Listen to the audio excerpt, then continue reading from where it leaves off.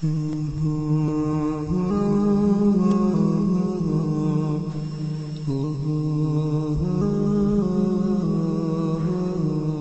پناہ گزینوں کی مشکلات مختلف ممالک میں ہجرت کے بعد بھی ختم ہونے کا نام نہیں لے رہی۔ اس وقت لبنان ریاق ایئر بیس کے قریب رہائش پذیر تقریباً 12,000 پناہ گزینوں کو نکالنا چاہتا ہے۔ اس بے دخلی کا آغاز موسم بہار سے شروع ہوا، جس نے پناہ گزینوں کو بڑی مشکل میں ڈال دیا ہے، اور پناہ گزین اپنے عارضی گھر اور ٹینٹ اکھاڑ کر کسی انجانی منزل کی طرف نکل جائیں گے۔ لبنان کے ریاق ایئرپورٹ کے نزدیک واقع قریبی میدان میں قائم یہ کیمپ ان 300 بستیوں میں سے ایک ہے جسے مارچ کے اختتام پر پناہ گزینوں کے لیے حدود سے باہر قرار دے دیا گیا۔ یہ وادی بقا کی سب سے بڑی بستی ہے، جو کہ رمضان المبارک کی آمد پر روک دی گئی تھی، اور تب تک 300 افراد وہاں سے جا چکے تھے، مگر حالیہ دنوں میں دوبارہ آغاز کر دیا گیا ہے۔ اس قدر بڑی تعداد میں پناہ گزینوں کی بے دخلی نے لبنان میں اینٹی ریفیوجی سیاست میں گرمی بڑھا دی ہے، اور یہ عمل انہیں جبراً شام بھیجنے کی پلاننگ کا حصہ لگتا ہے۔ یاد رہے کہ لبنان نے کبھی بھی سرکاری طور پر کسی شامی ریفیوجی کیمپ کے قیام کی نہ تو اجازت دی ہے اور نہ ہی کسی کیمپ کی سرپرستی کی۔ اس لیے لبنان میں مقیم 1.5 ملین پناہ گزینوں نے جہاں بھی کوئی پناہ گاہ دیکھی یا انہیں کرائے پر گھر میسر آیا تو پڑاؤ ڈال دیا۔ ان میں اپارٹمنٹس بھی شامل ہیں اور متروک فیکٹریاں بھی، جبکہ پناہ گزینوں کی تعداد کا تقریباً 5واں حصہ ان خیموں میں رہ رہا ہے، جو کہ وادی بقا کے مشرقی حصے سے شمالی لبنان کے درمیانی علاقے تک پھیلی ہوئی ہیں، مگر انہیں جاگیرداروں، میونسپلٹی کے اہلکاروں اور سیکیورٹی فورسز کی طرف سے بے دخلی کی مسلسل دھمکیاں ملتی ہیں، اور وہ اسی خوف کے زیر اثر رہتے ہیں کہ کب انہیں یہاں سے نکال دیا جائے۔ ریاق کے پناہ گزینوں کا بھی کہنا ہے کہ یہاں آباد ہونے سے قبل انہیں 3 جگہوں سے نکالا جا چکا ہے۔ ریاق کے پناہ گزینوں کی بے دخلی کے بارے میں ہر چیز آغاز سے ہی مبہم ہے۔ یہ کس کی ایما پر کیا جا رہا ہے، انہیں کب تک جانا ہوگا، اور سب سے مشکل سوال کہ انہیں کہاں جانا ہوگا۔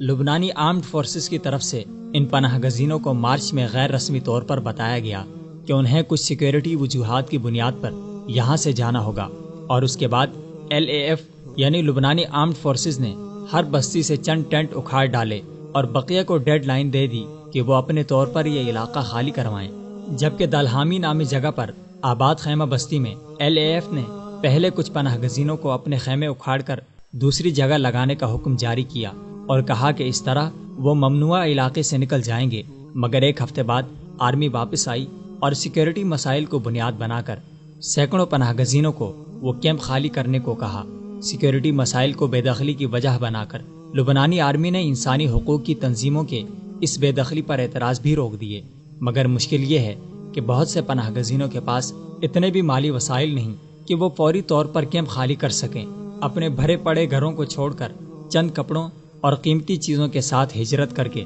لبنان آنے والے یہ شامی لوگ اتنی استطاعت بھی نہیں رکھتے کہ جلد از جلد علاقہ چھوڑ کر دوسری جگہ اپنے خاندانوں کو منتقل کر سکیں۔ اس کے ساتھ ساتھ ان پر کہیں اور جانے کی بھی پابندی عائد کر دی گئی ہے، اور انہیں یہاں ٹھہرنے کی بھی اجازت نہیں۔ پچھلے سال وادی بقا کے گورنر نے پناہ گزینوں کی مختلف بستیوں میں آمد و رفت پر پابندی لگا دی تھی کہ کوئی گھر کرائے پر لیتے ہوئے انہیں مالک مکان سے کرائے کی بابت بحث کرنے کے بعد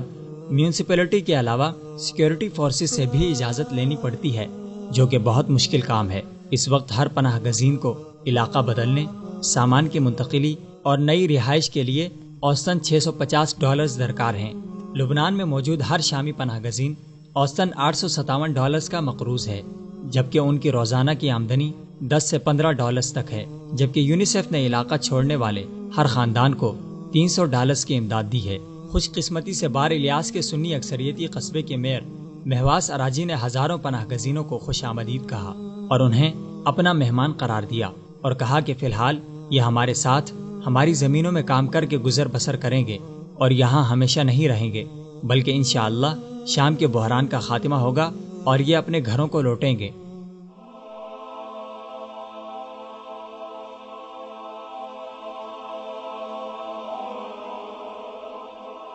ایمان کی کرن،